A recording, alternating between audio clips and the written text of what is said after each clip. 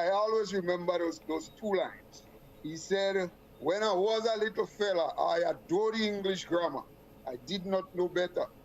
But it's when I start to grow that my mother make me know grammar come from Grenada. And you know that song, Godfrey? It sounds familiar. Yeah, it's Luther who sang that song. That's right. Yeah, and they, there you have it. And up to this day, we see in the Grenadian context, Grenadians are very, very proud of their ability to speak the Queen's English, because this is a cultured thing, much more than every other country around us. Even now, you see people on Facebook, Facebook Marco, really, and Facebook police, English police, and they watching with a lizard eye to see if you overstep. So just the fact that we have so held on to this English thing and seen it as culture, and we don't want to make a mistake, prim and proper, then it follows that it could be that Grenadian parents from way back then didn't want their children to speak this culture thing, because they believe in this patois thing, because they believe in a more cultured way of speaking. And we see it manifesting even today. Yeah. Now, yeah, I want to come to Reece. Let's get your 2 pence on this before I have a couple of questions I want to throw at you guys. Yes, I'd like to support a lot of what Scholar would have just mentioned about, especially it being manifested today. When our children speak, they sound American, they sound British, Peppa Pig and all the other cartoons, and we love it. We celebrate it. We talk about our children speaking nice. That's okay. Nobody condemns that. But like Mr. Bierzynski would have said, we have an ambassador who, to the Jamaicans' defense, sounds nothing like a Jamaican according to them. According to them, he does not speak their dialect, right? And that similar accent is sounded in St. Vincent and Antigua, but we don't say he sounds Antiguan or Vincentian. We say Jamaican, and the Jamaicans resent that. But maybe the reason for that, back to what I was saying, why is it that our children speak nice, like Americans and the British, and we don't have a problem with that? But if one of our ambassadors sound similar to one of our Caribbean islands, we resent that totally. And I agree with what scholars say. We are very cultured about the Queen's English, and we prefer that we speak properly. Every school you go to, you have to speak in standard English. Our dialect is not even promoted there. But I am a different kind of parent. So I teach my child how to speak our dialect, and I teach her how to speak the Queen's English. But I would have really liked to be exposed to the patois.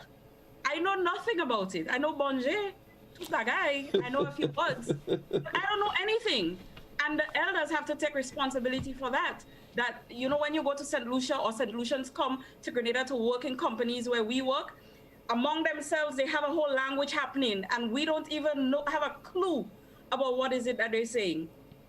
You go to St. Vincent, you hear some of it as well, but in Grenada, we're dumbfounded. We don't know. We have not a clue, All right. Okay, can I jump in before I forget? Okay, sure. Yeah. all of the areas that have been covered. Let's start with Chris. Chris was referring to some history there. I think perhaps what he may have omitted is the policy of the British government after the insurrection in 1795 to punish the insurrectionists, so that they tried as hard as possible to stamp out the French influence. Remember, at that time, Grenada had been French for much longer than it had been English. So yes, in 1763, after the first 7 Years' War, or whatever it was, there was some migration of planters. But after Fedon's insurrection, there was another wave. And then later on in the 1870s in Trinidad, they had a Spanish governor there, I think his name was Chacon. who invited planters to come from the other islands. And so essentially, we lost most of the French. And they went to Trinidad, and to this day, they're still referred to as the French Creoles. And they are typically, if not planters, the descendants of planters. But I'll give you a personal experience that I myself had to migrate from Grenada on two separate occasions. Once in 1973, and the other time was in 1982. So on both of those occasions, it incentivized me to learn a lot more about our neighboring islands. And so I had the opportunity to live and work in Dominica and St. Lucia, and as well as some of the English-speaking islands.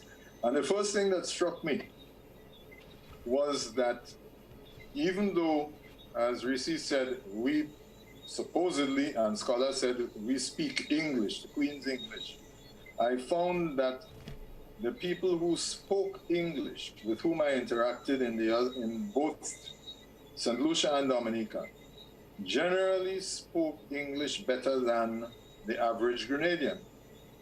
And I was told that the reason for that was that they grew up at home speaking patois, or in a patois speaking environment. And so when they came to school, they learned English as a second language, and they spoke it extremely well. Whereas I think one might argue that in Grenada now, I heard you all saying that people speak English. I don't know about that, because frankly, if you walk around and you listen to conversations, yes, there is dialect, but many people who speak dialect, including those who are in secondary school, are unable to make the transition to speaking proper English. It is actually distressing to someone who knows how, I think the term is code switching, when you can move from dialect to standard English. I think that many people have lost that facility, and I think it's very, very distressing, particularly when you have to listen to the people's representatives in the Houses of Parliament. All right. I wanted to just clarify something, because according to one writer, the Creole is originated from Africa, came from Africa. But we also understand and hear that what we refer to as patois, which is also Creole, is broken French. I need to understand the separation or the connection between the African Creole and that French influence, which we refer to as patois. Is it a mixture, or is it really, as some people say, broken French? What really is it? Let me go first. Patois can be Jamaican patois, Spanish patois, or the Creole that we have in our islands. So, for example, Vincentians speaking among themselves may be speaking a patois of their own, mainly English, because I don't think that the French had any significant influence in St. Vincent. But Creole, I think, is a more modern terminology, and it refers to the mixture, the amalgam or the mélange, if you wish, of various African dialects or languages, because remember, the idea of the transatlantic trade was to mix the slaves up as much as possible, so that as they came together, they took, if they were in the French islands, they had the African languages and mixed it in with mainly French. And then in the other jurisdictions, there was less French and more English, as the case may be. And so that became Creole.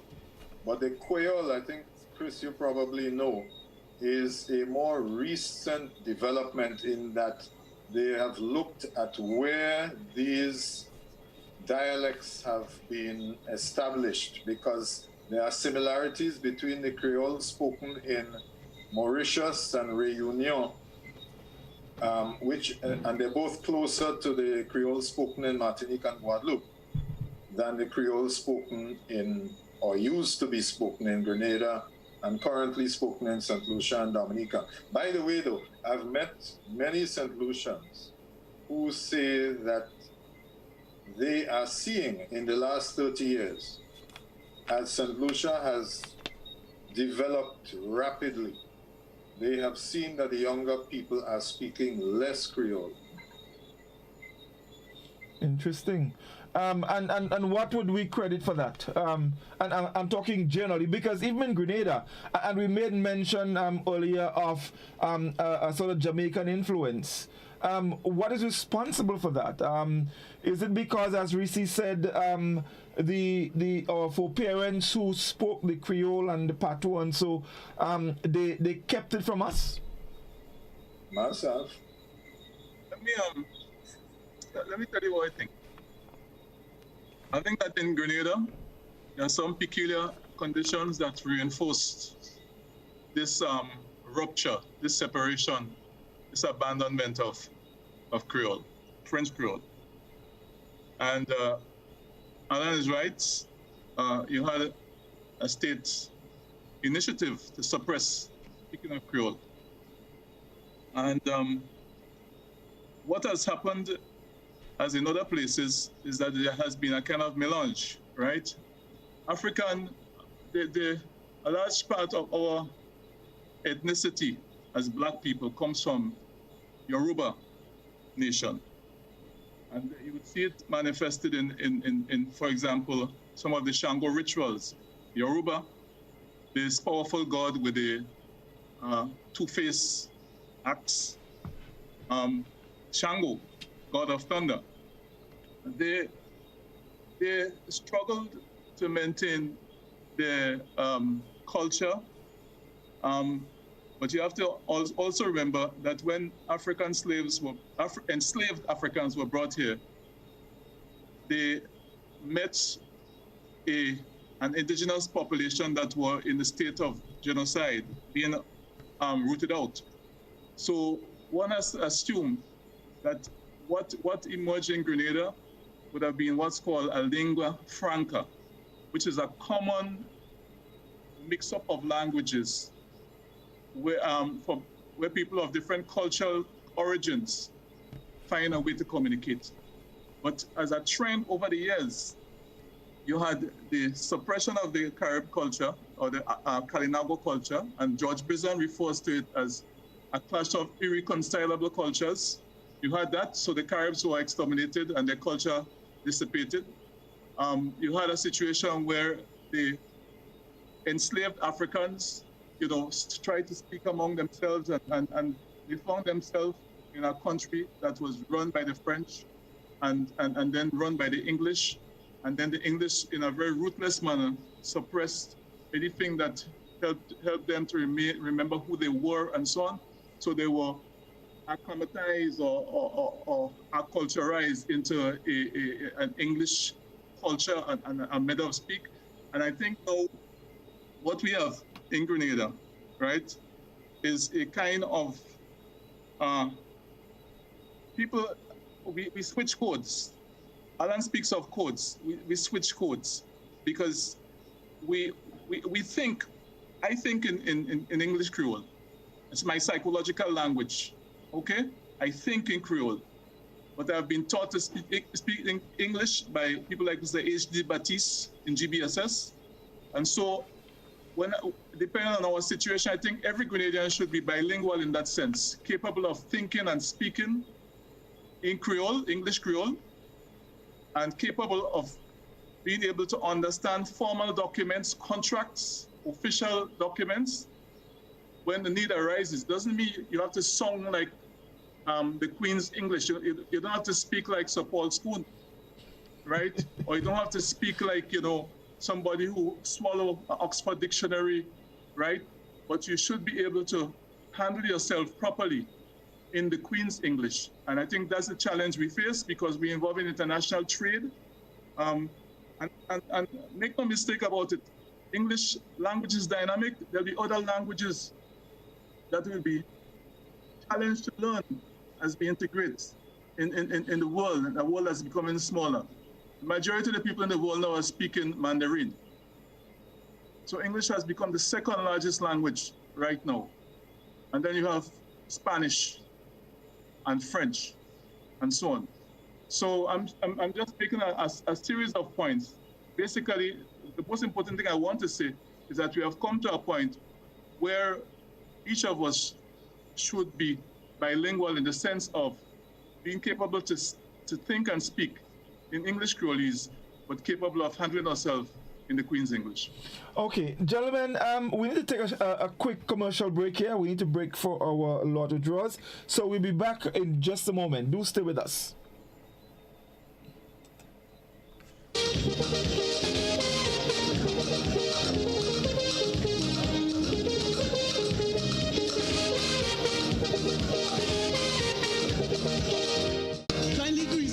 Free groceries for 1 year when you shop at the food fair. Up to $8,400 in groceries. Every $50 spent between June 15th and September 30th gives you the opportunity to enter into the grand prize draw for October 9th, 2020. Third prize, free groceries for 3 months. Second prize, free groceries for 6 months. And the grand prize, free groceries every month for 1 year. There will be exciting giveaways monthly. Food fair, where you can fill your baskets without emptying your pockets. This promotion is sponsored by Food Fair Supermarket, Dutch Lady, Chief, Promo, Danny, and Supreme. Social distancing and hygienic protocols will be maintained at all times. Hills and Valley Med Care Center, located on Grenville Street, St. George's, has a highly professional team that gives excellent service in massage therapy, physiotherapy, speech therapy, medical consultation, and more. Hills and Valley Med Care Center sells a wide range of medical supplies, offers home visits for patients in Grenada and Carrier Crew, and opens Monday to Saturday, 10 a.m. through to 7 p.m. Visit or call Hills and Valley Med Care Center today, 435-6904. At Communal, we are adapting to meet the changing needs of our shareholders and members. Times are changing, and with the changing times comes a whole new way to do business. Our parents may have done their banking a different way. Communal's state-of-the-art online banking and international debit card allows members to do business with great ease. It's like literally having a branch in your very own hands. Need a loan?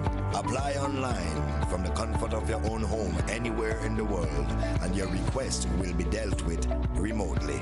Want to transfer between your accounts or another shareholder? No wait time for transactions to update. Voila! Who needs receipts when you can receive them via e-statements on your mobile device and save the environment? Not a Communal member?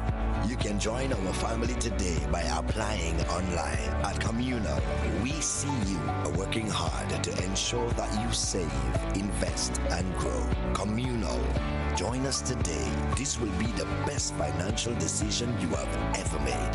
My name is Hollis, Mr. Killer Map, and I endorse this message. I'm a winner. You are winner. We are winners. Winners. It's the big one. Grenada. Imagine winning $25,000 and up to 6 times by scratching just one little ticket. Get your triple cash scratch tickets for a chance to live your best life. Win easy with Scratch. For just $3, match any of your numbers to any of the winning numbers and win the prize shown for that number. Reveal a money back symbol and win the prize instantly. Triple cash scratch in stores now. Must be 18 or older to play. Cause I'm a winner. From the moment that I get up, I'm feeling right. Good evening, viewers and listeners. This is the National Lotteries Authority's Daily Pick 3 evening draw. It is Friday, September 11th, 2020. I'm your draw hostess, Leslie Ann Johnson. Supervising the draw is Miss Makiba Bain. She's representing PKF accountants and business advisors. A quick reminder, as usual, there are 4 different bet types in this game from which you can choose. They're called in line, mix, pair, and backup. It pays to play Daily Pick 3, so let's see if you are a lucky winner. Good luck to you.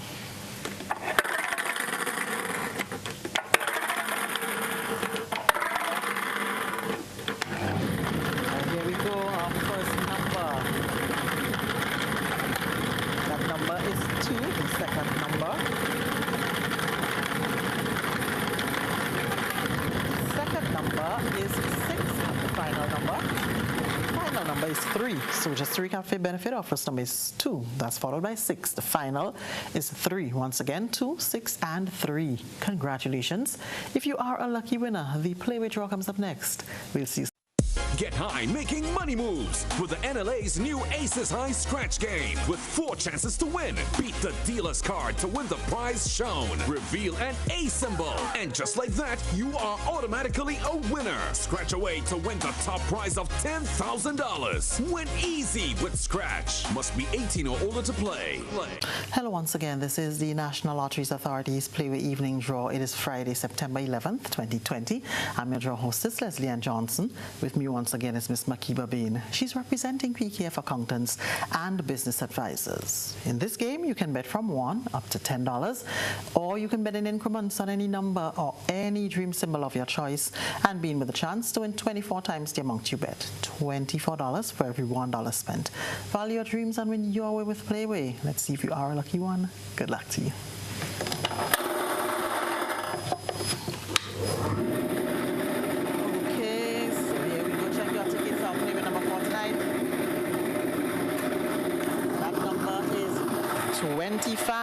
Once again, our Playway number for tonight is 2525. That represents fire. Congratulations if you are tonight's lucky winner.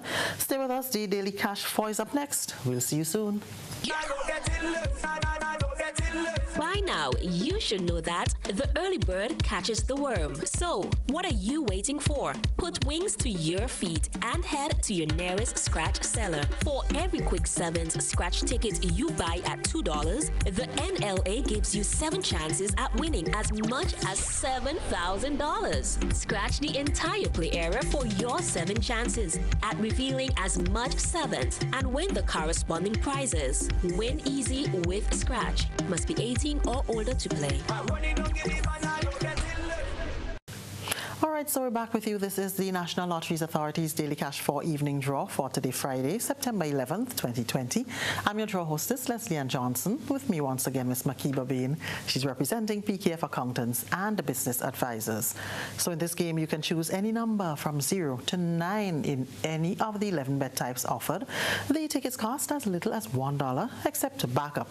That costs $2. More plays, bigger prizes. Let's play Daily Cash 4. Good luck to you.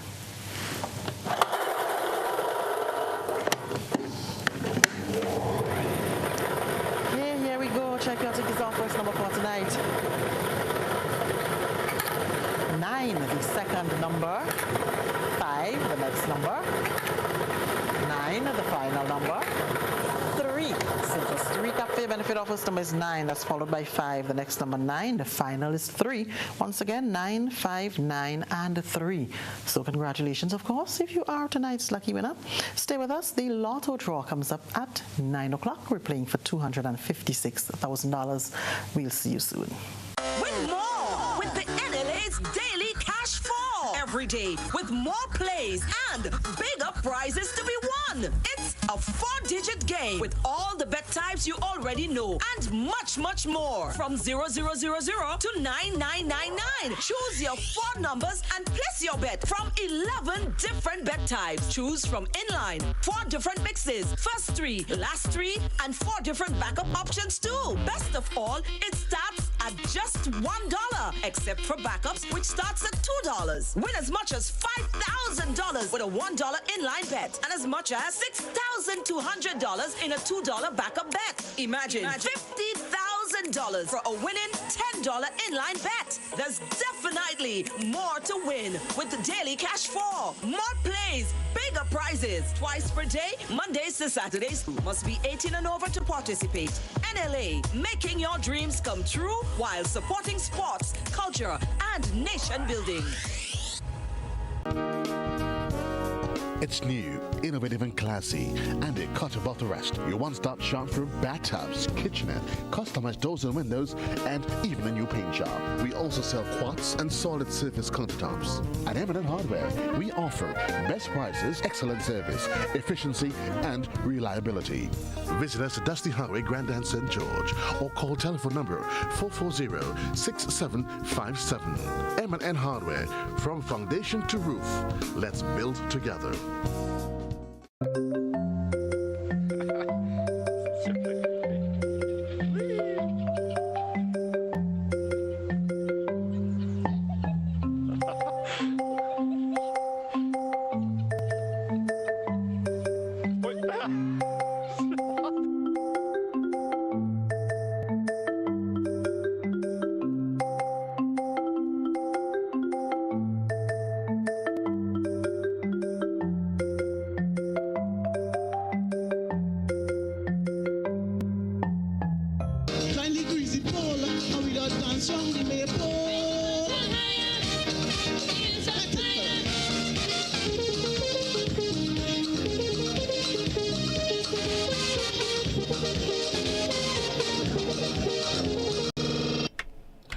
Welcome back, folks. It's OUI Culture compliments BOP insecticide spray.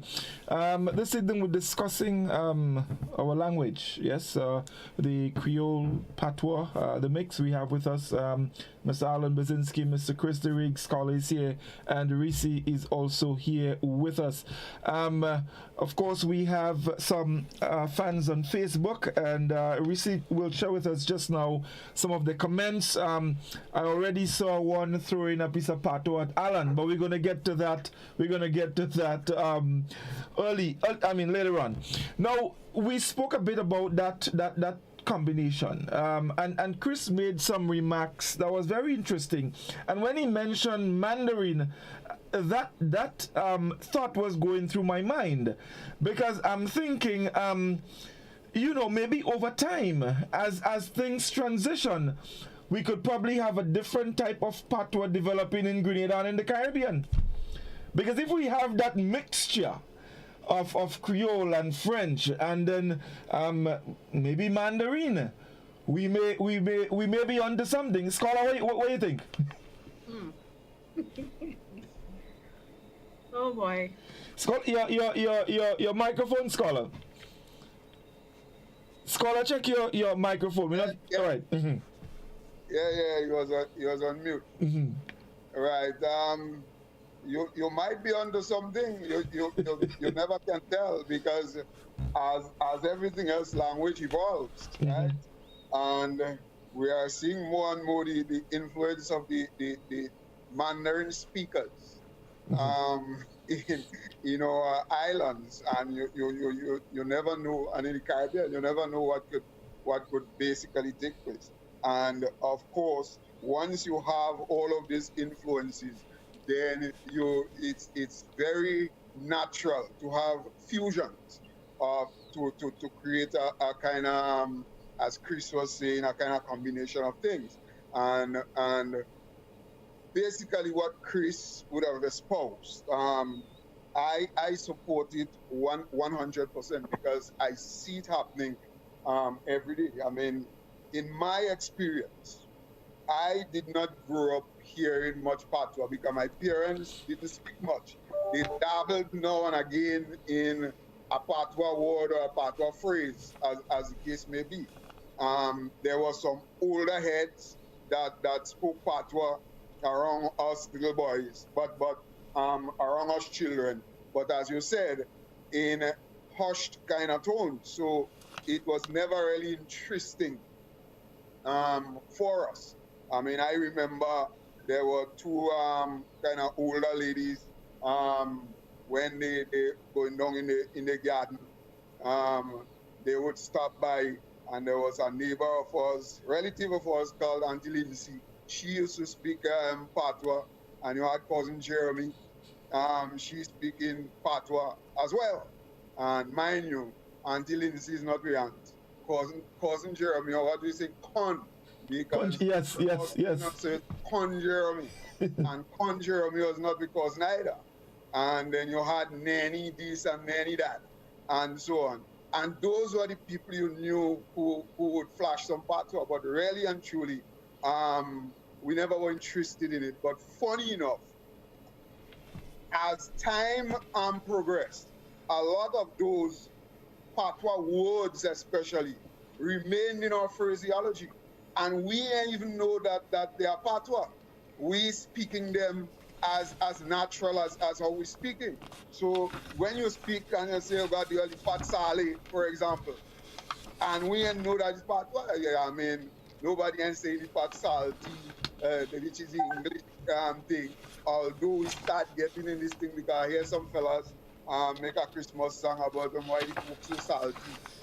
We didn't say that white folk so salty is what they should be saying, right? But naturally, those are French things that we think. And only today, me and Godfrey was talking about the man drink rum and he get basodi, right? And he start to babale. And then Godfrey remind me that babale is actually what we call milk with sauce up. Sauce up, yes. When you make out milk and sauce up, it's a babale. And when the kite tie up the thread and the tail and he going wrong and wrong, the kite babale as well, right? So we use a lot of those French words naturally between our what we call kind of English words, without even realizing that they are patois influence. And I believe that where I'm from, Chantemelle especially, we have kept a lot of these things. So the Chantemelle phraseology is actually very predominant in how I speak and in how Chantemelle people speak. You notice them almost anywhere. I mean, I work in the ministry, and when certain people speak, you hear some people, I show you from Chantemelle, because we're stating like sort, you to sort, and so a lot of those French influence is still there in our phraseology. So I agree with Chris when it comes to the blend and the potpourri of words and phrases that make up our thing. One thing I want to say though, I forgot. I wonder if it's Chris or Allan who made the point about the English being the language that we trade and so on and so forth. And Allan was talking about the Jamaican influence and what have you. Well, the truth of the matter is that the Jamaicans are so proud of the thing that they speak it anywhere, whether they trading, whether they whatever. And funny enough, the world is gravitating to this thing. I mean, you have people from England and so on. Where they in England, it's not only ambassador here, but way in the hell in England, speaking like Jamaicans. They're fighting to speak like Jamaicans, right? And I've even seen movies, in American movies, and they have actors fighting to speak like Jamaican. There was one with Will Smith under the water. What was the name of that movie? Will Smith was a fish. And you had two little fish fight talking Jamaican away. Yes.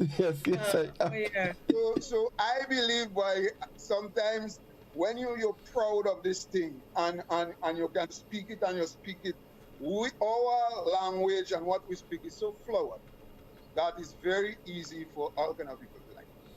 Right. Reece, before we go back to Allan and Chris, Reece, what are the fans on Facebook saying? Yes.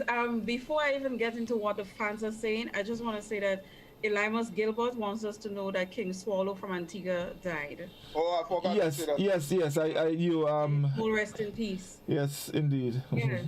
So the what I'm getting from Facebook is that people are saying that all Grenadian people would have used that language for a lot of gossiping, and they kept it from us, unlike the St. Lucians and the Dominicans who taught their children the language. So I'm getting that kind of consensus from the Facebook.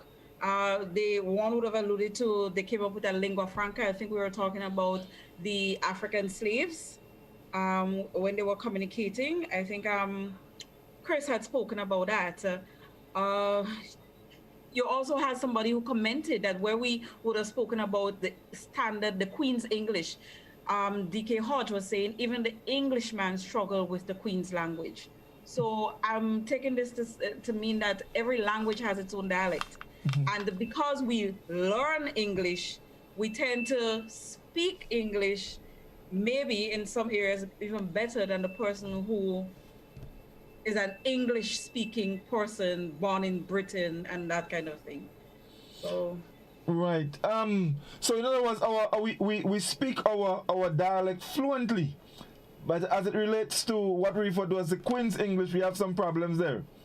Yes, even that name, the name of the show, the we, in we culture, OUI, that is yes in French, right?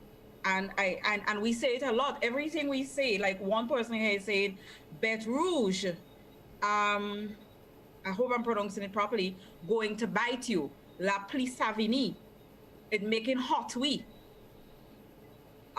So a lot of the phrases she's saying, the structure of some non-standard phrases, you see the influence in it. Right. You know, Scholar was making mention of some of the words that we have taken on in our vocabulary are actually patois. And this is correct. Only today I realized that Belangin was actually patois. I honestly thought that was I know eggplant, but I honestly thought that was the correct name for the thing. Only to realize that it is actually patois, and there are a couple others. You know, actually I'm a patois booker, so I'll try learning some patois today. But I did. Did you say Melangin or Balangin? Exactly. I was about to. According to my book is, well, I ain't sure, you know. Belangin. Because both are acceptable. Yes. But how about Zabuka?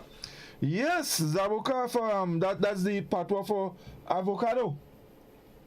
Yes, but typically it's used in Trinidad, not so much in Grenada, if at all. Right. But I wanted to go back to something cultural, because while we were speaking about the apparent death of Creole speakers or the speaking of Creole, about 20 or so years ago, the Alliance Française managed to get together a group of elderly people from villages throughout the length and breadth of the island. And they were amazed to find out that there were other patois speakers on the island, because they were people in their 60s and 70s. And because they generally didn't move around from one community to the other, they actually had no idea that there were other communities where patois was still spoken. And it was a revelation to them when they came together and found this out. But on the topic of communities, we, in our culture, we have a history of friendly societies and guilds. And I first saw this demonstrated in St. Lucia, associated with religious denominations. Well, St. Lucia is mainly Catholic. But the first thing that struck me was the parade on the 13th of December, which is a national day, not the Independence Day, the national day. And it's a feast of St. Cecilia, who's a patron saint of musicians.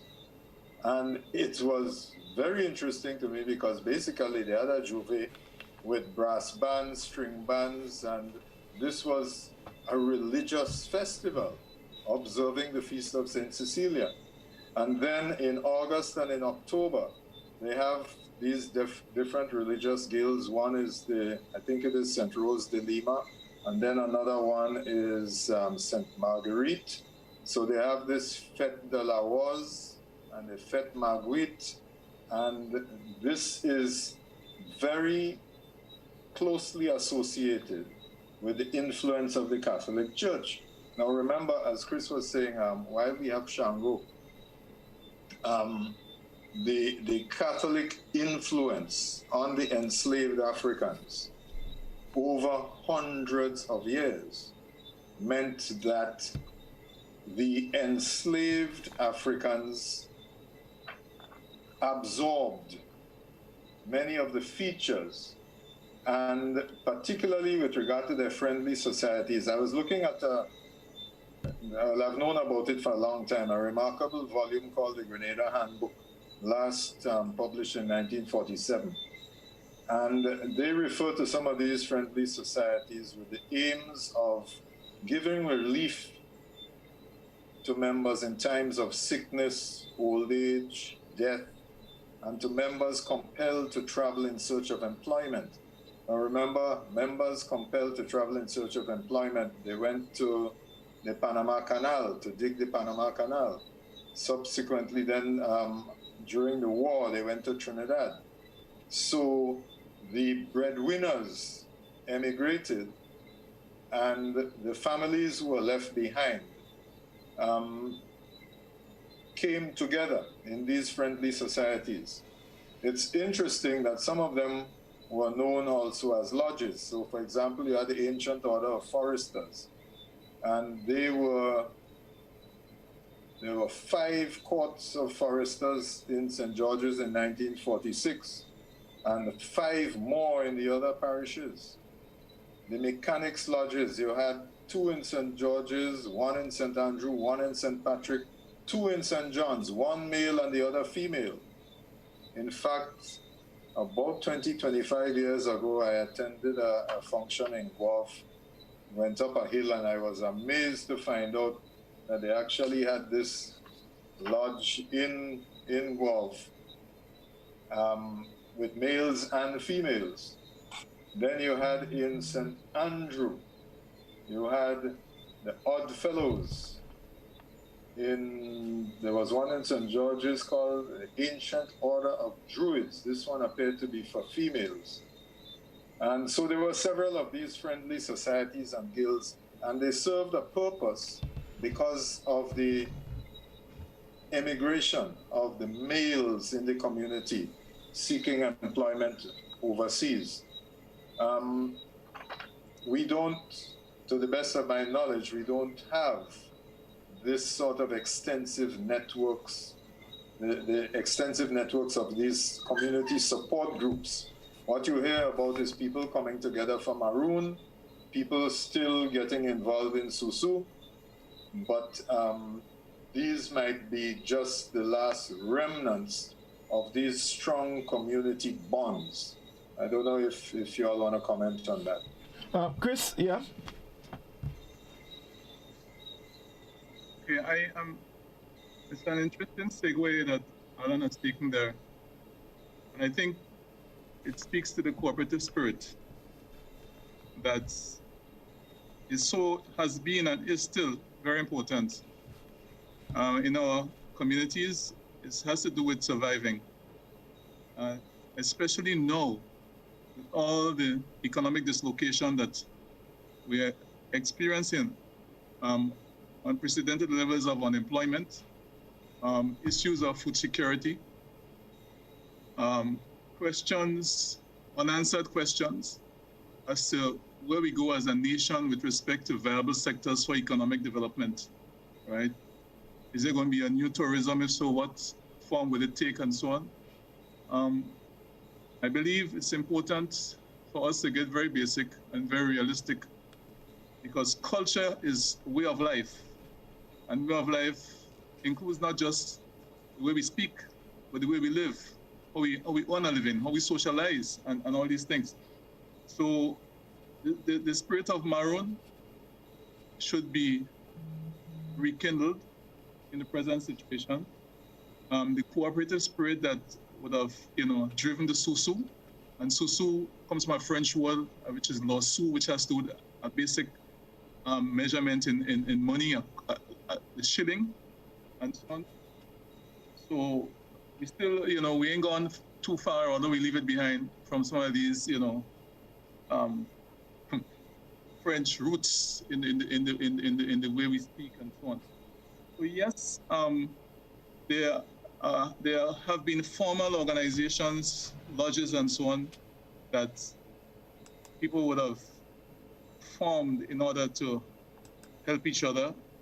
But they are the more openly known and informal arrangements that are important. And I think at this point in time, we need to rekindle those kinds of cooperative spirits.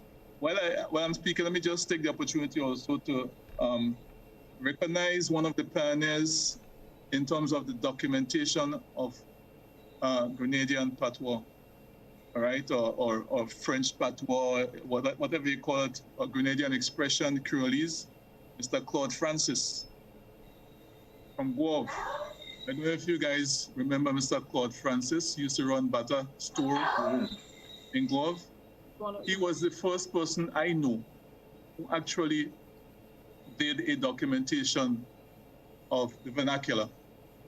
And subsequently, he would have helped people in their research who would have been doing linguistics or linguistic-related studies and so on. So I just want to, remember Mr. Claude Francis for his contribution. There's a book which actually has been published.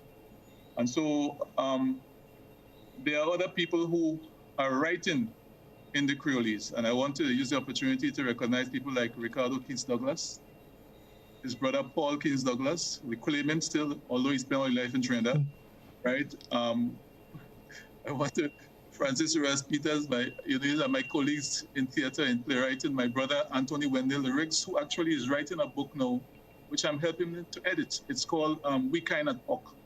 So he's doing that kind of lexicon of the, Grenadian expressions and so on. So it's an opportunity, for us to focus on what is real and what is meaningful. As a writer, I tend to observe language a lot and try to be sensitive to what I call the changing language landscape. But I'm also a historian, a student of history, and I try to understand how the totality of things, right? The conditions under which we live are changing. And so we have to make cultural adjustments. But while we're adjusting, we have to remember who we are and what is essential to making us survive new and challenging situations. Okay, so let's take our final commercial break. When we come back, we would engage our listeners as well. And I want to talk and make mention of some of the common phrases that we use, and also to touch on some of the names of the places in Grenada that has that French background and stuff like that. So stay with us. We'll be back in just a moment.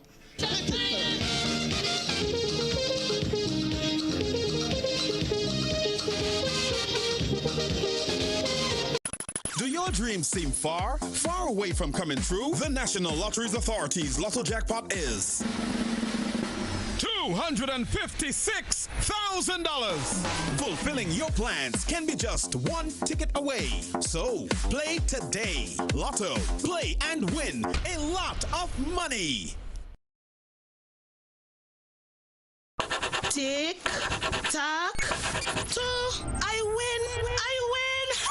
Feel like a big kid again when you play NLA's new scratch game, Tic-Tac-Toe. It's instant cash on the go. Reveal 3 X's or 3 O's in the same row, column, or diagonally, and win the prizes shown, or as much as $5,000. Win easy with Scratch. Must be 18 or older to play. Tic-Tac-Toe, please. Give me a tic-tac-toe, please. Tic-tac-toe, please.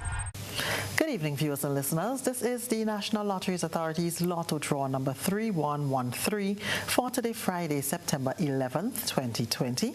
I'm your draw hostess, Leslie Ann Johnson. Supervising the draw is Miss Makiba Bain. She's representing PKF accountants and business advisors. So we're playing for $256,000 tonight. But of course, before we select the 5 winning numbers, let's select the free ticket letter.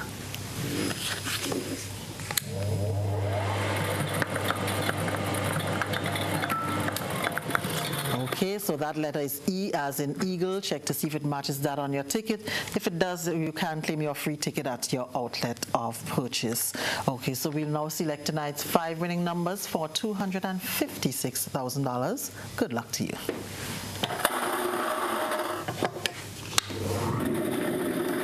So here we go. Check your ticket. Our first number for tonight. That number is 4. Second number.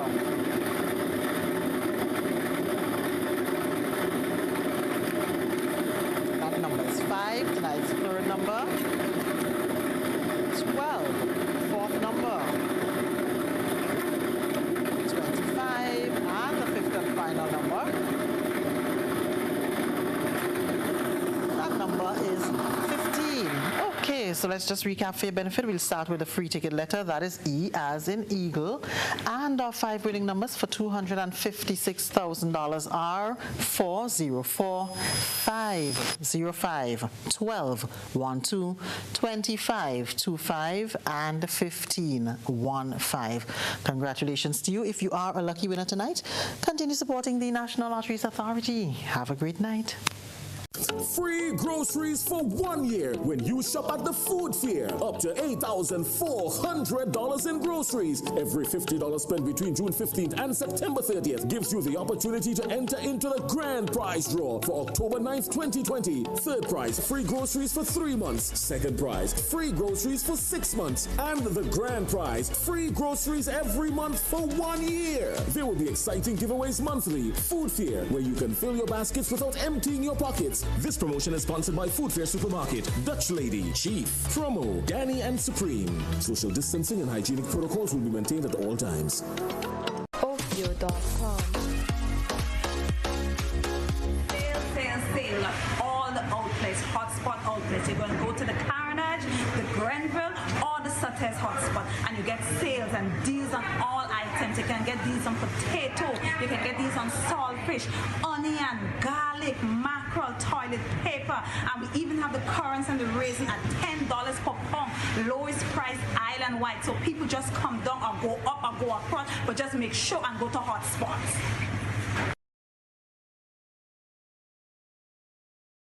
Please be advised that post-appointment premium or PAP refunds are now ready to be distributed to qualifying former policyholders or FPHs.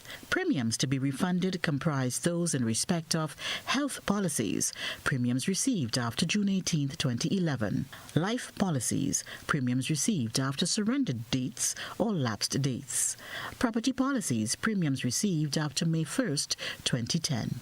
Please call or email to ascertain whether you qualify for payment. Persons who do not qualify under this phase of refunds shall not be entertained. Payment of these refunds will be made by check during the period of August 10th, 2020 to September 11th, 2020. Payment under the sum of 20 Eastern Caribbean dollars will be paid via cash. Checks can be collected from the BICO office on Yonge Street, St. George's during the hours of 9 a.m. and 4:30 p.m. All FPH are asked to walk with proper identification, for example, national ID, driver's license, or passport, when presenting themselves for payment. Representatives of claimants should present, in addition to their own ID, a notarized letter of authorization from the FPH, a notarized copy of the FPH's ID. Executors of wills should also present notarized copies confirming their standing as executors. If you have any questions, please contact the Judicial Manager on 473-444-5801 or 784-456-2669. or email ruben.john@bdoecc.com. Please note that all COVID-19 health protocols must be adhered when collecting payments. Kindly greasy pole, and we don't dance on the maypole.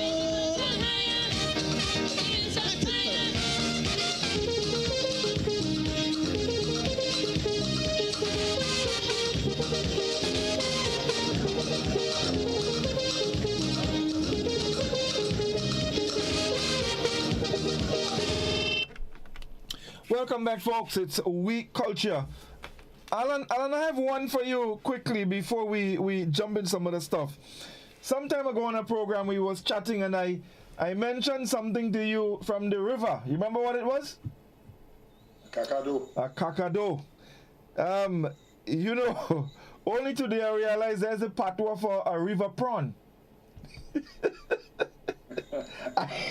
Only today I learned that. But you see, using the patois is more descriptive for what the river prawn looks like. Right. So it is a piece of caca in the water. Right.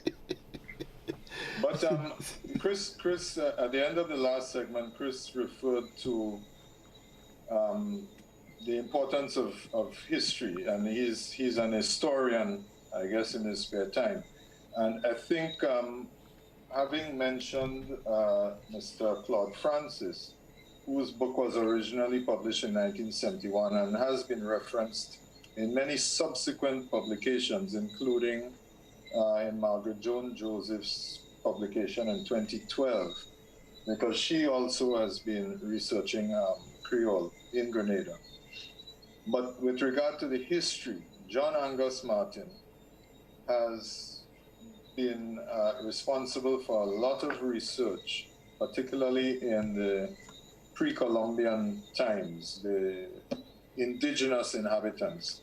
And but he has been involved in the publication of a very well-done publication called Grenada Heritage, a pictorial journey through place and time. It's a collaboration with the photographer Angus Thompson. And there was one thing in particular, because we're talking about history, because of our oral traditions, in the absence of people who have access to archives and literary resources, sometimes the oral tradition can give us an inaccurate history. And so there's one thing in particular, as I was looking at this recent publication by John Angus Martin, we've all heard about the slave pens in Hermitage and Montreach. Well, there are photographs in this publication, and I'm just going to read it. Ruins of storage room associated with the kitchen of the estate house, lately identified by some as being a slave pen, where those enslaved were reportedly incarcerated. There is no evidence for such, as the structure postdates slavery. Remember that emancipation was 1834, and then after the period of apprenticeship, I beg your pardon, which ceased in 1838. So the particular great houses built at Hermitage and Montreach were built after 1838, and therefore those storage rooms could not have been slave pens, but it's a nice bit of tourism attraction, I suppose. Yeah. The only pity, though, is when you look at the photographs in this book, we have allowed all of our ruins to crumble. York House is not the only one. The public library is not the only one. These are natural heritage buildings that should be preserved. There is value in the preservation of what we have. People will come to see it. This is history that we have here. We could make it alive. I mean, isn't it disgraceful that Fort George has bush growing out of the walls, trees, in fact, growing out of the walls, causing irreparable damage, and nothing is being done about it? So frankly, I will ask the question, where is this pure Grenada that we are advertising? Where is our culture? And Chris, the culture, as you say, it's the way we live. It's the stories, it's the heritage, it's the music, it is the dancing. All of this is what should be making up pure Grenada. Done.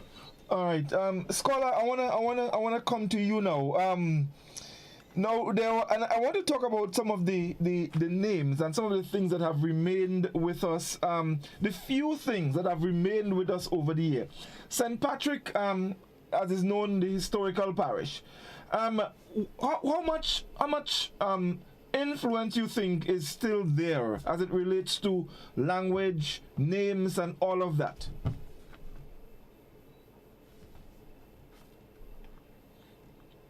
There's still some influence, Godfrey. As I said to you, the Chantimel conversation and the whole Chantimel lingo is heavily influenced by French, and we could hear it in other and various parts of St. Patrick's. And the thing about it is that although a lot of the French speaking has sort of dissipated with time, right? The fact of the matter is that a lot of the names, as you alluded to, of the places are still French. I mean, even in my village, Chantimel, we have, villages, sometimes you have a lot of, funny enough, and Chantimel is a very big village. And you have a lot of little parts of Chantimel. And a lot of the parts have French names, patois names. So, for example, you have Toussili, you have Toussaint, Pokoko, Monva, Monjalou. We have our own Monjalou. We have behind Duquesne. That is just over Duquesne. So they call it behind Duquesne. We have we have Lale. So we grew up with a lot, even in our village, you have a lot of these French names. What about Mount Elba? Mount Elba, you know it better than me. Why you used to come in Mount Elba and do that? Not me. As a matter of fact, Mount Elba is the correct pronunciation, but that's not how you all refer to it. That's not how we say Mount Elba. That's right. That's what I know. Mount Elba. And I only knew it was Mount Elba when I became a big man, So you still find a lot of the French influence is still there, especially in St. Patrick's. I mean, I do not know about places like, let's say, St. Andrews, well, not St. Andrews, but St. George's and St. John's, so on. But as I have alluded to since we began, a lot of the words, I mean, we still have this kind of French influence. We still see a woman looking blasé, for example. We still speak this thing. I mean, there's no coq soleil and so on anymore, but I don't know if Chris sounds like a more kind of country kind of man, so you know what coq soleil is.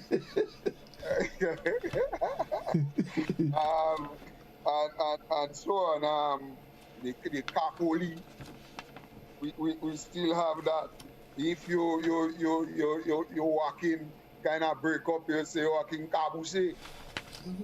We still say these things, which is some people say that is hop and drop or kabuse, right? And a range of words that, I mean, if I were to start, the hour would not be enough. Yeah, there's quite a bit, and they do have their meanings. And I'm sure Allan might be able to help us with a lot of the meanings of some of these words and places. I came across some today, and I was actually cracking up because some of them I thought were just little local names, little community that you just place to certain things, not realizing that's the actual patois for these things. And I've gotten to realize that there is still a fair amount of patois in our community. It's just that we do not realize it is patois. because we were not exposed to it over the years. But you know, having go through this little book I have here, I am really cracking up because things I'm seeing here. But wait, this is where that came from, and I didn't know. I really didn't know about that. So it's very interesting. Yes. Mm-hmm. If I can interject here, one of the Facebook contributors, Carleen, she's asking, and I think that question is probably for Mr. Bierzynski, is it kakado or kakadlo? And she's saying that note that do is pronounced do, it means back, while dlo means water. So it is mess of back or mess of water. That's what she's asking. Is it mess of back or mess of water? Meaning, is it kakado or kakadlo? And she alludes to how over time, when we mispronounce things get lost.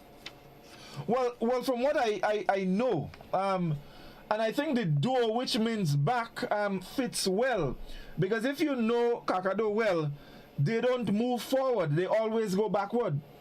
So when you go in the river to hold kakado, unlike crayfish where you start in the bottom and you go up, when you hold in kakado, you start from the top and you come down. Because kakado always, because you hear the phrase, you're backing back like kakado. So they move back. So probably this fits well with the do, which means back. The water part, I'm not sure. But based on, I mean, that's how we knew it, kakado. And the book here also has kakado. K-A-D-O. Okay. With regard to the actual contraction, because the contributor referred to dlo, but right. If you look at Ricky Keynes Douglas's stories, you will hear about Mama Glo, and that is the contraction of the dlo, and it became Glo. So Mama Glo is the spirit in the water. I suppose there's a Mama Glo in Granitang Lake up to now, because she hasn't been seen to have come out, but that one is Mama Glo. So again, you will have the variations depending on, you can't even say the region, it could change from village to village, because as we said when we started, in Dominica, the form of address will be Messier, whereas apparently in Chantimel is Moshe. Certainly the same thing must have been in Tivoli, because I seem to remember some song about Moshe Mitchell. Tangla. And definitely, because he has a very strong cultural background. I knew his parents, and they were people who were very much into that kind of thing. So, but look at the contrast though in St. Lucia. You'll never hear anybody say Messier or anything like that unless it is an exclamation, and it is more an exclamation of surprise, where somebody will say Messier, but in fact when they're speaking to each other, you will have heard St. Lucians saying garçon this and garçon that, but the Dominicans don't use garçon. There is something I've heard St. Lucians use quite a lot, salop. Okay, we can't give you any proper explanation of that on air, other than to say it must be salty, very salty. all right. Yeah, but it's a word that we also use. Yes, we do. Tell you what the meaning and the meaning, how we use it. I could use it, or I could say it on air. So I guess I guess the things change, right?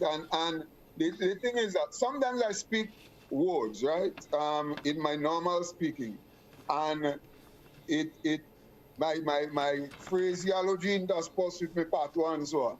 And my wife, who studied French at a very high level, she can actually tell me what French word that most likely would have come from, right? So the kakadu, kakadlu, whatever it is, as it evolved, might have changed, over time. But I think what is some parts of it is usually the French still remains. So he may have the handle still or some kind of part that even the real pure French speakers may understand. Let me give you an example, for example, and I think Allan would have said there was some person at some point in time that brought some French speakers together and was surprised that there were a lot of patois people still, patois practitioners still in Grenada. And I remember there was this thing of this guy who used to drive taxi and so on, bus, taxi, and driving through town, he saw some tourists, French tourists, and they rattled some French for him, but in and between they hear Victoria. He make out that word Victoria, so he tell himself them people want to go in Victoria. So he put in the bus, and man head out for Victoria up the road. When he reach in Victoria, he start to tell them when they reach in Victoria, Papa, tourists start to rattle French going on because that is not where they want to go. And fortunately, there was an old fella, practitioner of the patois, and he was able to call that man, and the man, the people let them speak, and he was able to piece together that what the people wanted to go was on their boat, and the boat name is Victoria. So they wanted to go on their boat, which was cross on the ground there, and the man they can bring them all in Victoria. So he had to take them and bring them back to town. I don't know how he ended up. But I understand the boat had to wait. So a man like that, how you refer to him, scholar? As Peru or Fube? Peru. Chris, are you familiar with words like Peru and Fube and what they mean? I know about Boboli. Right. I know about Papuntan. You understand? And these kinds of words, you know. And I don't know if you know. I live in a place called Beke Mui. Beke Mui. Right? Yeah. Beke is a version of Bakra. And Bakra really is a brown skinned man.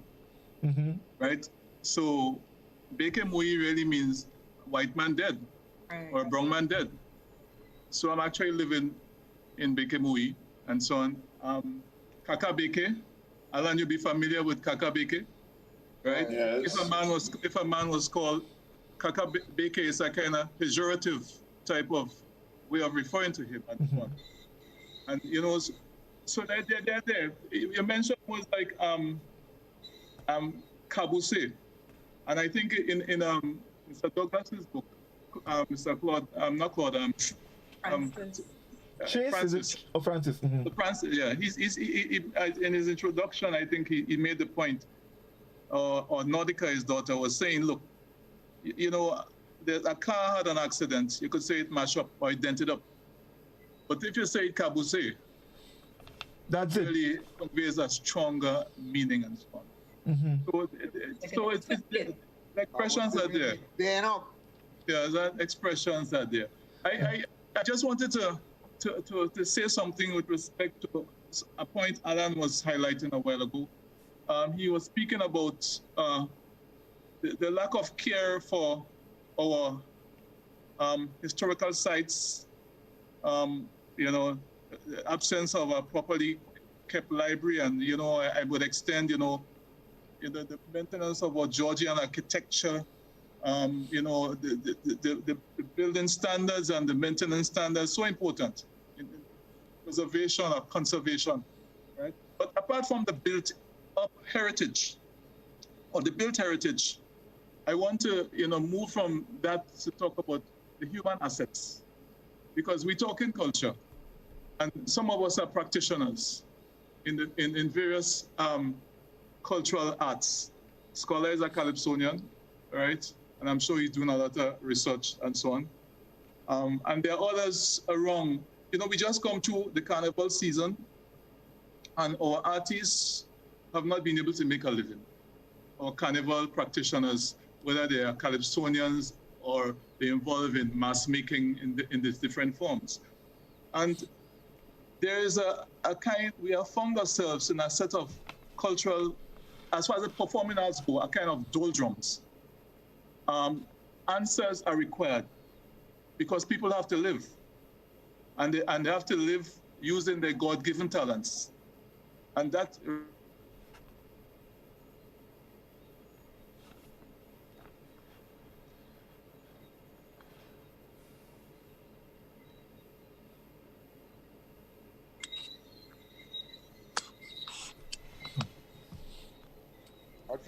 yeah, apparently Chris seemed to have a little issue with his connection. Because the others, you're okay. Mm-hmm. His broadband get now. Yes, apparently so. Okay, so I tell you what, let's go to our telephone lines because it has been going for quite a while. Let me ask you a question, Godfrey. How come you left out boucherie? Boucherie? Bush left out that? Yeah, we didn't mention boucherie. You mentioned boucherie? No, well, the truth is that we leave out a lot of things. I mean, yeah, mom. let's go to the telephone and see who's with us. We Culture. Good evening. Hello. Hello. Good evening. Yes. Good evening. Go ahead, please. Godfrey. Good topic. Good topic, scholar. Hi. Scholar. Good topic, man. Good topic. I like the topic you're on there now, man. Yes, Godfrey. What I have to say? The guy was saying a while ago. The guy said a while ago that that some people live by the talent.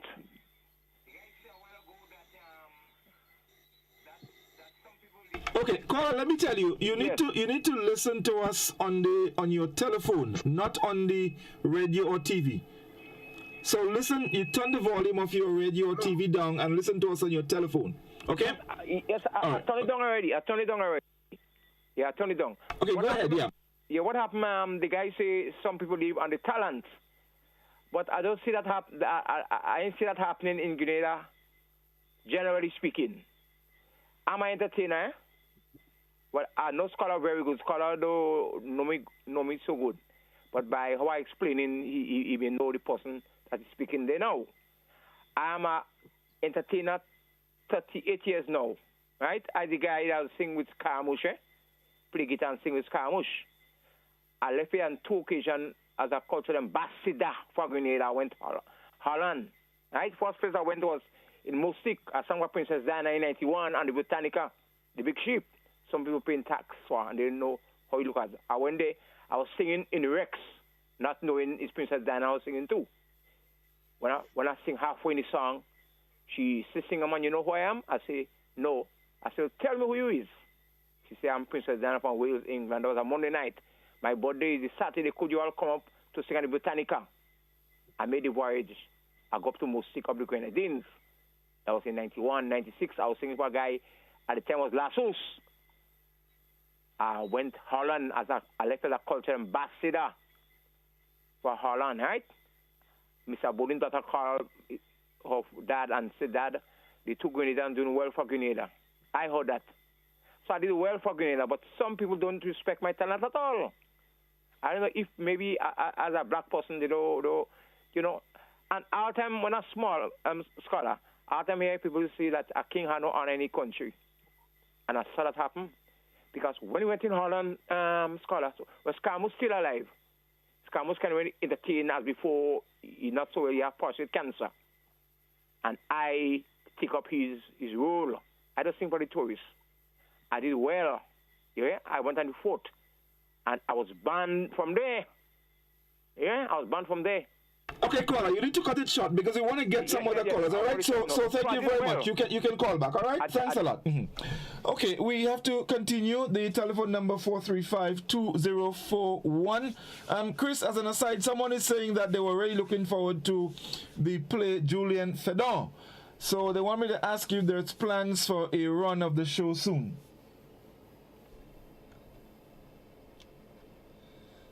Your audio. Are you hearing me? Yeah, no, we're hearing you now. Okay, sorry, yeah. Well, yeah, Fedon was supposed to be stage opened on the 20th of March, and but we know what happened, the lockdown and everything. We are looking at March next year. Now, this is it's a leap of faith. We are hoping that the situation will stabilize itself, so we can actually stage this particular production. It's a very big play with 15 actors, and some. It's a very important historical play. So we're hoping that we can do it. We have invested a lot. The sets were built.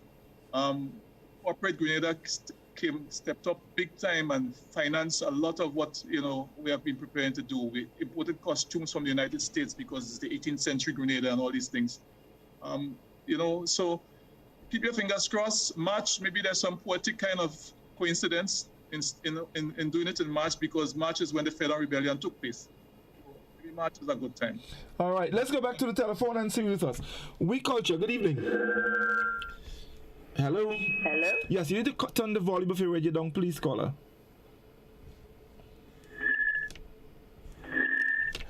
Okay, we have to continue. 435-2041 callers, please, when you're calling, turn the volume of your radio or television down, because it gives a very loud feedback.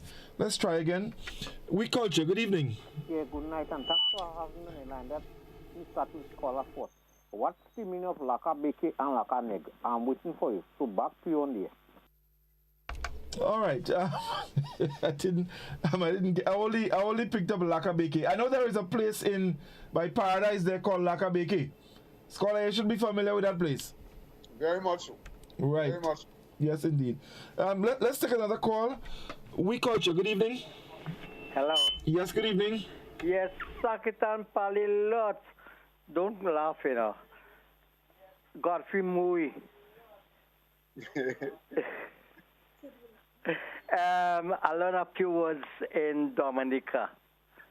Few patois I was doing that sometime when I was young on a coast. And the problem between Dominica and St. Lucian is St. Lucian will talk to the French against like a foreign, like a Grenadian in patois. So nothing. But the Dominican will never do that. The Dominican will speak to you in English as we do. That's the difference in the two of them. But in Dominica, St. Lucia, everything as a boy. Everything is gaso. Gaso that, gaso, and patois like hell.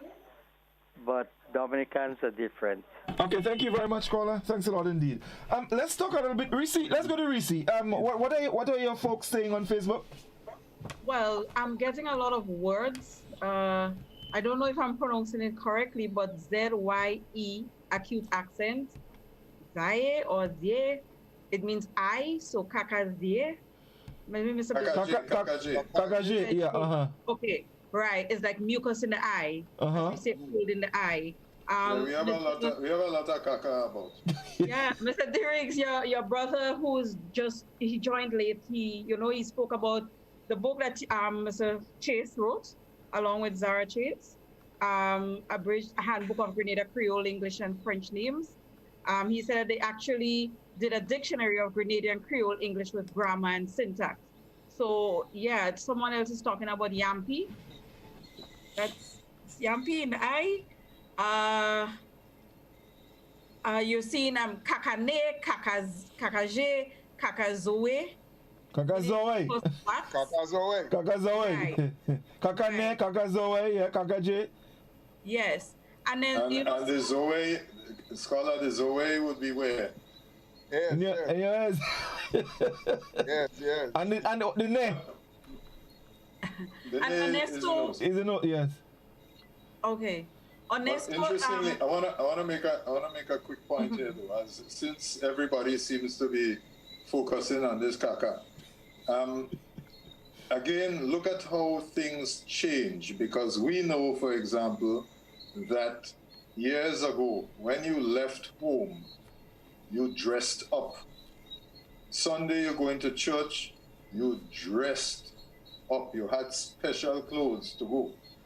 Times have changed. It's a lot more informal. Now, from Claude Francis's book, I saw an interesting one with regard to grooming. And there's a question here. Why you don't go and comb your hair? You look like Gwen Kakakawit. And this refers to uncombed hair resembling the dung of goats. Round little pellets resembling the dung of goats. Why you don't go and comb your hair? You look like Gwen Kakakawit.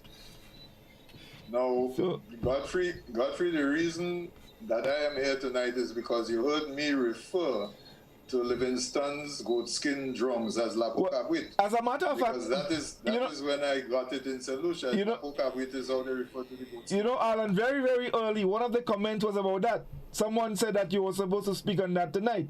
In fact, you gave us a rather interesting explanation on the gospel and the skin and everything like that. Yeah. I asked you in the context of certain demonstrations of thin skin coming from St. Patrick West, that whether you had any idea why a gospel was a gospel. Because it had a thick skin. So gospel is actually a Creole word for the fruit? The po refers to the skin. It's descriptives. Just like your river prawn is described as a kakadu because of the way it looks. And so the gospel fruit is just described that way because of the way it is. It has a thick skin. But, you know, as an aside, what is the actual name of the fruit? I mean, we know about oranges, we know about limes, we know about lemons, we know about grapefruit. Call it citrus. But they are all citrus. What is a gospel name? Scholar, what is gospel name? I don't know, she's a sweet large. You don't know. that's how it's referred to in Trinidad. I know it's referred to that in Trinidad. But I have never known the gospel, swivel sweet or whatever the name is. It's not called Portugal. Portugal that's golden apple. Portugal is golden apple. No. Portugal? I think Portugal is golden apple. Check it out. Portugal, yeah. That's citrus in Trinidad. Okay. Oh, well, I'm mistaken. I was almost convinced that was the name for. Yeah, Trinidad calls Portugal something Portugal. I don't know. Yeah. It's their gospel. Or the civil, what we call the civil orange. They call that Portugal. I think Mr. Derrick is correct because they had this drink. I think it's one of the kind of fruta brands that I used to have a lot that came from Trinidad, and it was called Portugal. And it was actually like an orange kind of drink. It wasn't golden apple. So, yeah. Pomsite, what is Pomsite? I think that is golden apple. Pomsite is golden apple. Okay. Pomsite. Mm-hmm. But is there a... Oh no! Right. No, we mentioned it earlier. The zaboka. That's the avocado. Right. Some of the names of our villages. Some of them with the French names, they do have meaning.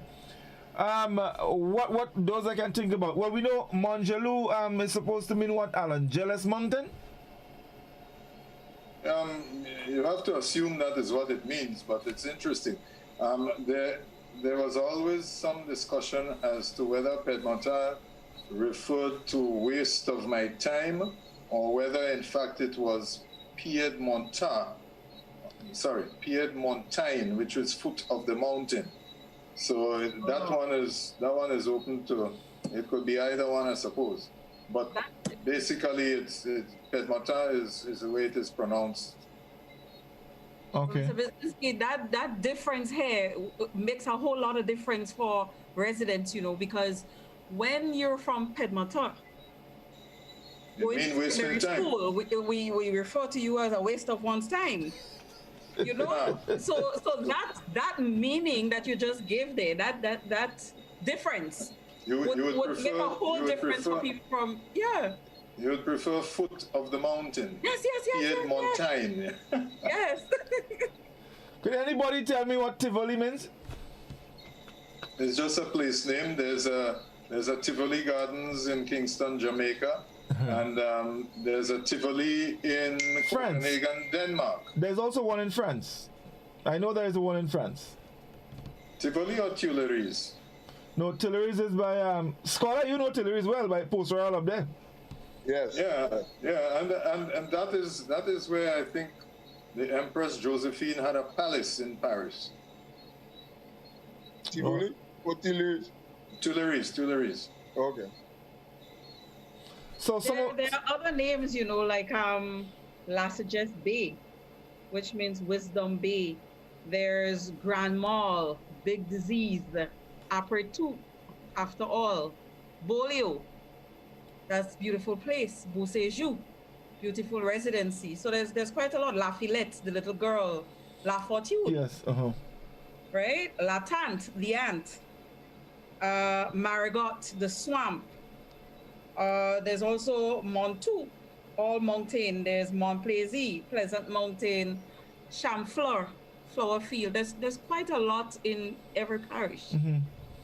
Scholar Chantimel. I don't know nobody. Chantimel has something to do with singing. I never get it right. That's the way the bird sings, but it has something to do with singing. It chant. It sing. And I guess that's why Chantimel are the best singers. My king. Chris, you agree with that? I don't know about. But in addition to meanings, there are place names which are just replications of actual place names in France, in Scotland, because particularly in St. Patrick, you see a lot of names. So, for example, Mount Alexander comes from somewhere in Scotland, whereas Belmont and Hermitage are definitely place names in France. And then you have Lake Antoine, we call it Antoine.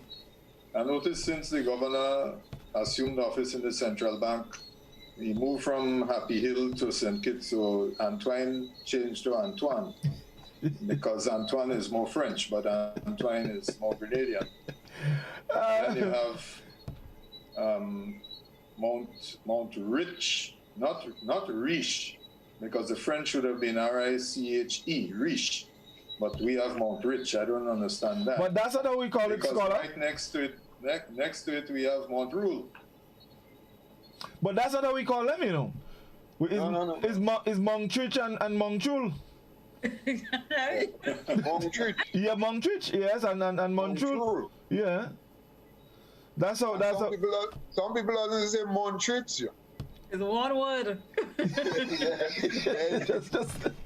Yeah, no full stop no way. You just go straight. Reece, there's some other. I think Chris's brother is making reference to some. Yes. Some of the Kaka words, the Kakapoli, Kakadimo, Kakapol. I grew up with Kakapol. That word was used a lot, Kakada. Yep. And he said some other Kaka that he cannot say here. Well, we all know what is Kaka. Asking what is Kaka Jab. Can anyone tell us what is Kaka Jab? You mean something that the devil has produced? Devil's mess. Okay. But what about Kakadimo? I mean, I know that used to be a gentleman. Yes, what name? Yeah. Kakadimo was a man I used to talk in rally and thing. Oh, no, I understand. So the Kaka has to do with Godfrey. Stick a pin here. Kakadimo got that name because he used to be a fast bowler. And he used to bowl so fast that they say he bowled in devil's mess. Oh. Yeah. Okay, no, as Scholar said, somebody used to speak. I thought the Kaka had to do with what you were saying. The quality of the speech. The quality of the content of the content. So there is also Kakabeke. Kakabeke, yeah. You know it's Kakabeke. I mentioned that. Well, I don't know exactly what it is, but I know the word. I mean, I've heard it. But when said, it's a plant that I know that you're used to. Kakabeke is a thing in a pod. Yeah, I think it coming from Sumachi, one of them. He's making a pod and we used to eat that as children. Right. That's not poadu, is it called that? Nah, man. Kakabeke. Okay. But scholar, that is a bush that even today people crush and put in water to bathe children that have eczemas and stuff like that. Yeah, that is there are soaps that are being made of that right now. Well, in those days we didn't know about eczema, so when you have a minch. Reece, somebody's giving an explanation for the kakapool, how and all of that. Yes, someone was saying the kaka means feces, jab means devil, so kaka jab is the devil's feces. Grand Roy was changed to Grand ROI was changed to Grand ROI. We also looking at kakabawi. What's kakabawi? It's a fish. Okay, it's the fish. Right? I should know that. It would I should know that. It would seem. Hold on. Kakabawi is a fish, but kakabawi is also a thing in a pod. No. I don't know, but I know kakabawi is a fish. I know it as fish. You eating kakabawi? But it would. Kakabawi right name again, and when you eat kakabawi give you bad belly. That's thinking too, man. Chupul. Yeah, chupul. I think chupul probably means the same as Peru and Fube and thing. If somebody tell you chupul. Right. And what about tata? When you're talking tata. Well, I find same as I don't know. Tata. Tata is there when you speak. Tata, same. Yeah, same thing. Yeah. Definitely. I wanted to get back to the word that I didn't want to use, but Scholar said he could use it. I was going to suggest that if ever you attend a cricket match in St. Lucia, or you listen to coverage of a cricket match in St. Lucia, anytime that a batsman makes a significant stroke, you will hear the crowd in unison exclaim, "Assalop!" Better you than me. It's not me that say it. Well, I have a good St. Lucian partner. I always hear him make that say that, So I not that I know what it means in St. Lucian, but I know the word salab. Let's see who's on the telephone with us again. We Culture. Good evening. Hello. Hello. Yes. Could you turn the volume of your radio down, please? Okay. All right. The word kakabawi means shit belly. As soon as you cut the belly, shit comes out on you. Okay, thank you. And Godfrey, another name for kakabawi is stinking toe. Well, that's what I was asking you. That's kakabawi is. Kakabawi is stinking toe. Well, I know. Kakabawi as a fish. But kakabawi is also stinking toe. But what is the correct name for that, Chris? Isn't that what they refer to as locust? You mean the fish? No, the stinking toe. Oh. That thing in the pod that you break and it has a sort of powdery thing on that seed that you eat. You can't call that locust. Locust are insect, Yeah, I know that, but well, of course, I mean, look, Reece have she's stinking toe. Stinking toe. Reece have two stinking toe then. Chris, say to Godfrey that whatever it is, Zafe. Okay. To be correct, Zafe. To be correct, it should be Zafeu. Zafeu. Well, we don't know Zafe. Well, yes, Zafeu. Well, I thought it used to be Zafeu, meaning, well, that is your business kind of thing, man. Not you. Okay. Zafeu. In fact, it should be contracted, so it'll come out as Zafeu. All right. Very good. I'm working on my patois vocabulary. By the time next 2 weeks, I should be able to talk a few more words in patois. Scholar, you was practicing one today. What was it? Kumawiye? Yeah, well, I'll give you that. I'll tell you that. That was my greeting to you, Kumawiye. and mind you, I used to hear that as a little boy, right? I didn't know what this thing meant until recently. I never gave it thought. But there was a gentleman in Chantimel who always greeted people are there, Mushe, whatever, Kumawiye, and that was his way of greeting. So I knew he had to do something with probably how do you do. Yeah, it actually means how are you, and Saka Fe means what's happening. I've heard Saka Fe a lot, but there's one that my mother used to say to us a lot. Something about Vinny. So you come in, you go meet it up, something like that. Vinny, or some kind of thing. Okay, all right. Yeah, there was a story with that. What about the idea that children in particular copy what they see others doing? So that one is Saoué c'est Saoufe. What you see is what you do. So okay. Saoué c'est Saoufe. What you see is what you do. And what is Chuu? No. We don't need that one there. However, if you look on the map of the southeastern coast, you will see some of the inlets. You will have Trujab, Petit Trou, and different sorts of things. So you could establish what a true is, an inlet. Right.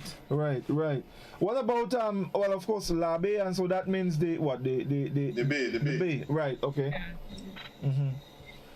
Very interesting. Folks, we want to encourage you, if you try and recall some of those Creole words. You will find them very, very interesting. Before we close, let's just take a final call. OUI Culture, good evening. Good evening. Yes, could you turn the volume of your radio down, please? Good evening. Okay, go ahead. Yes, very, very good program. As a matter of fact, you should carry it right up to Christmas, because there's so many things about Christmas that are traditional and cultural. Now, let me correct a few things. First of all, we should not seek to anglicize our French names. In short, what it means, we know what it means, but we call it by that name, the French or the patois name. So let me say this. For instance, there's a place in the north called Bathwy, or people call it Bathwy. It really should be Batwy. I was told this by a man called Crofton Maguire, who wrote a lot, and his contribution to folklore and to patois, Creole language, and all that should be recorded. Now, he didn't document a lot of things, but he composed a lot of folk songs, and they were in patois, Creole. The batfish came ashore in Batwy during the night, and in the morning the villagers will go down and pick up fish and whatnot, and it was called Batwy. But of course the people in St. George's had to change the name and call it Bathwy, so they fixed it up. You know what I mean? Then there's an attempt in the south, beaches in the south, to change their names to suit what we call tourism development. For instance, there's a beach near Ex-Grenadian called Magazin.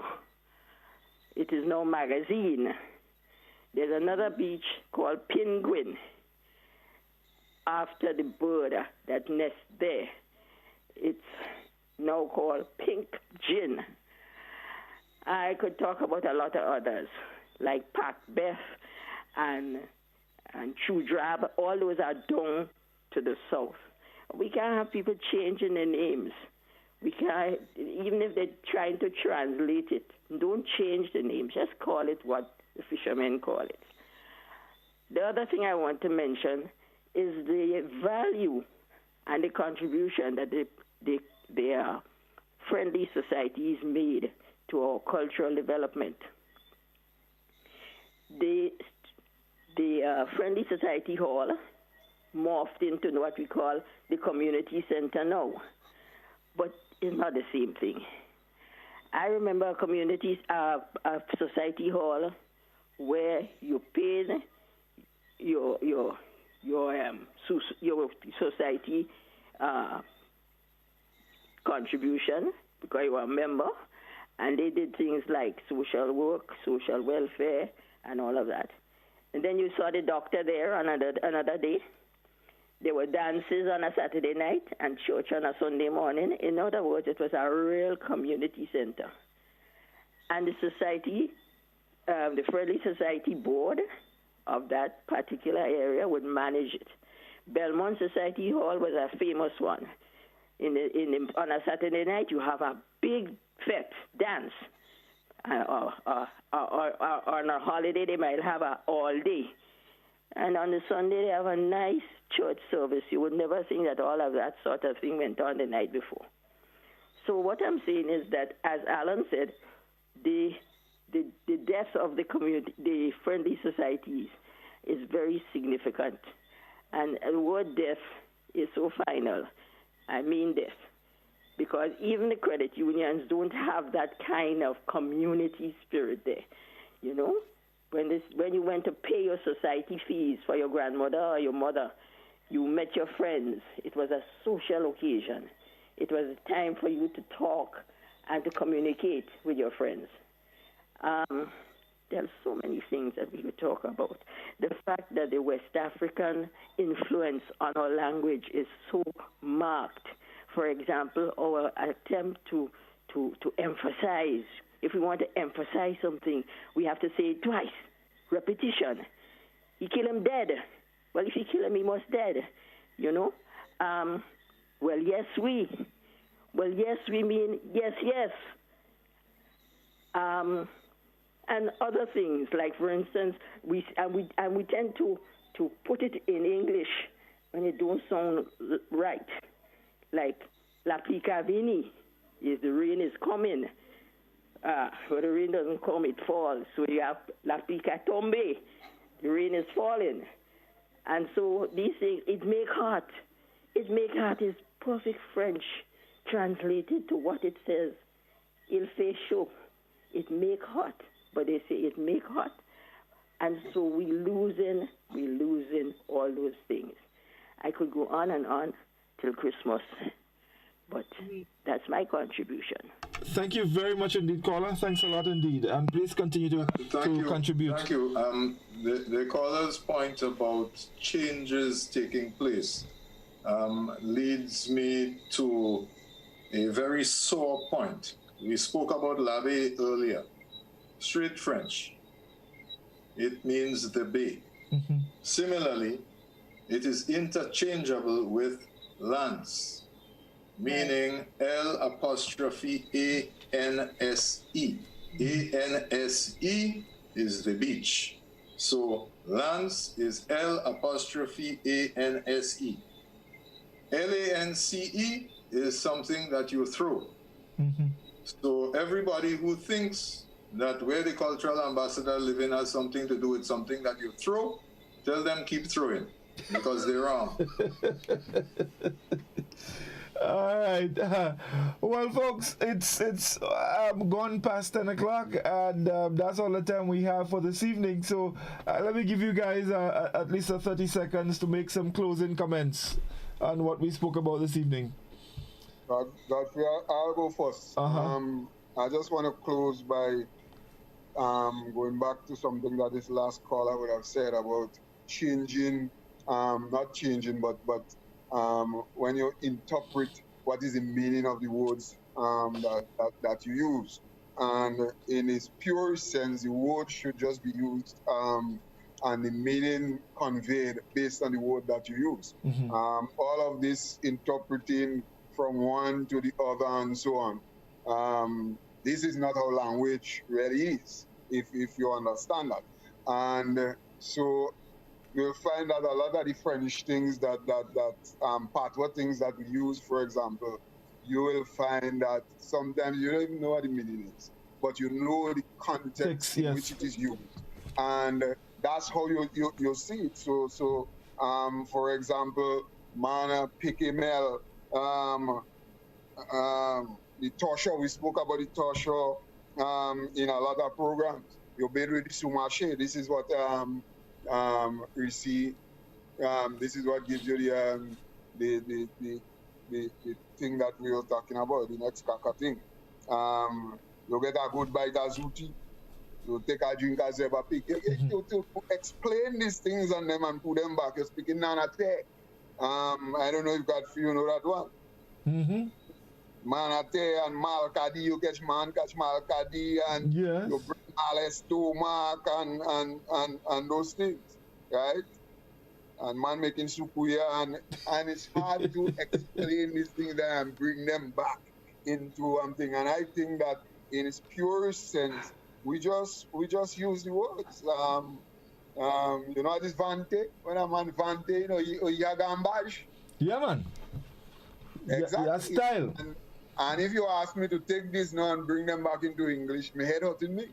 But I know how to use them, and I think in its purest sense, this is how we must use the thing. All right, Chris.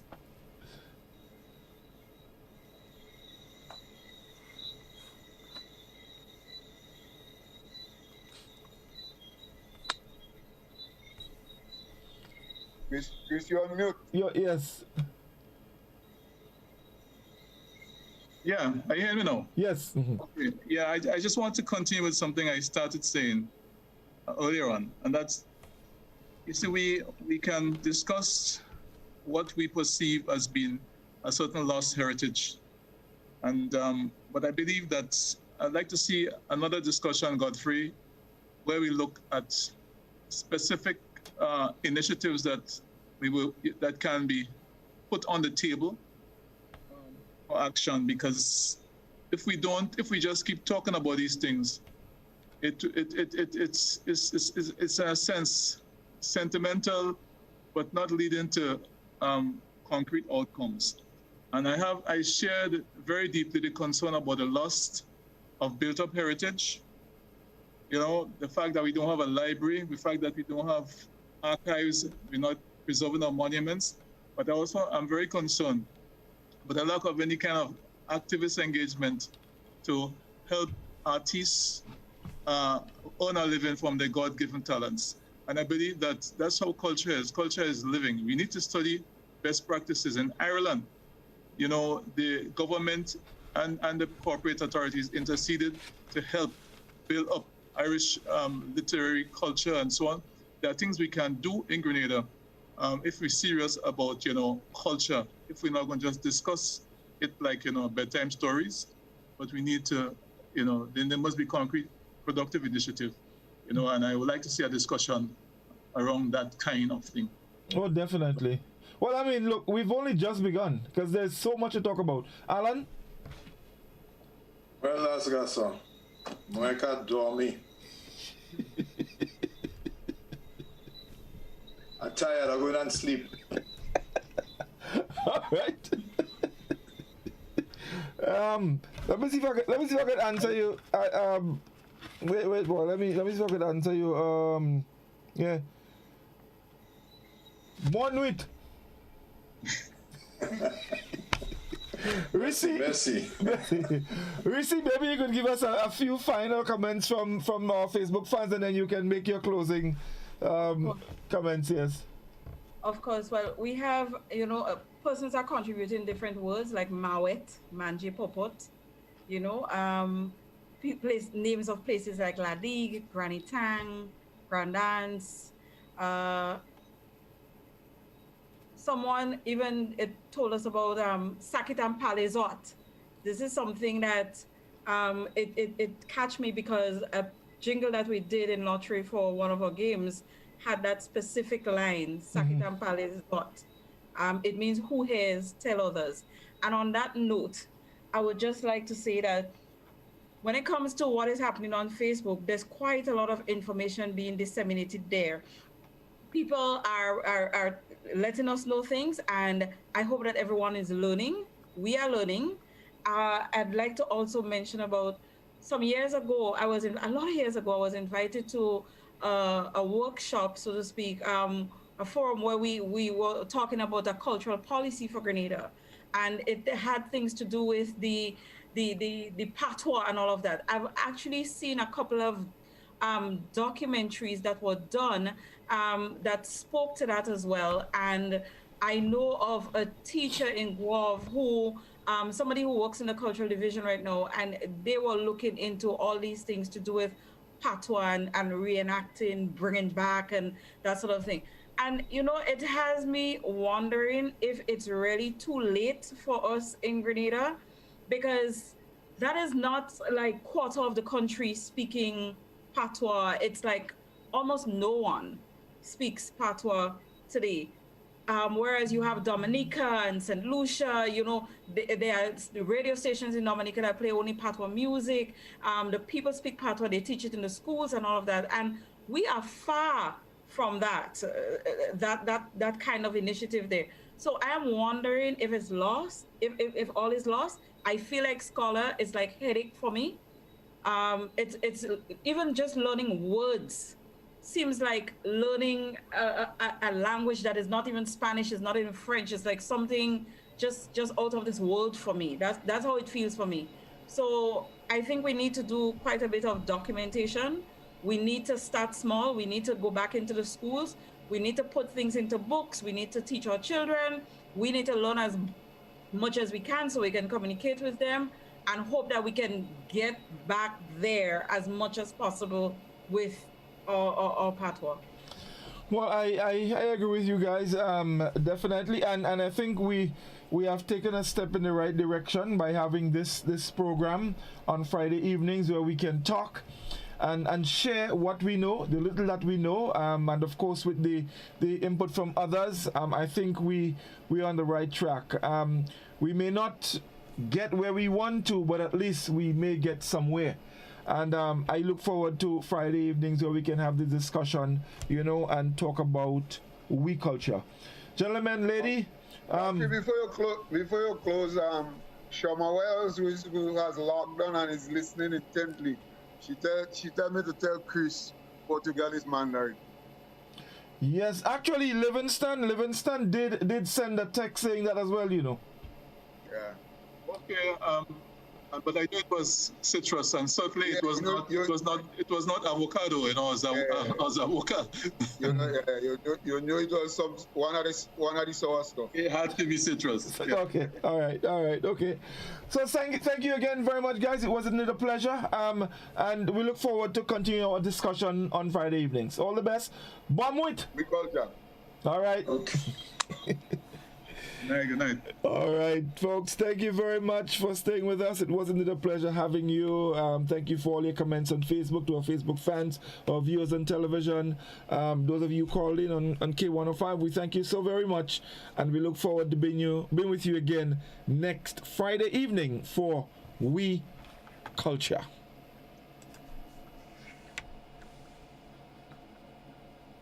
You know, kindly greasy pole, and we don't dance round the maypole.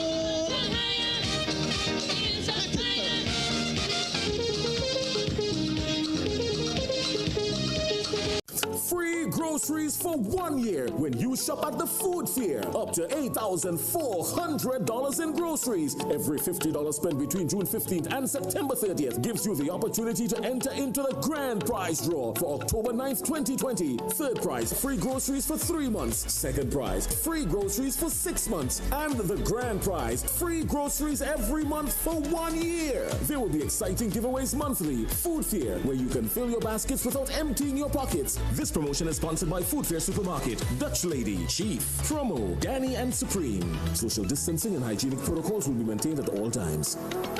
Raise it high up the ladder, let we set it on fire.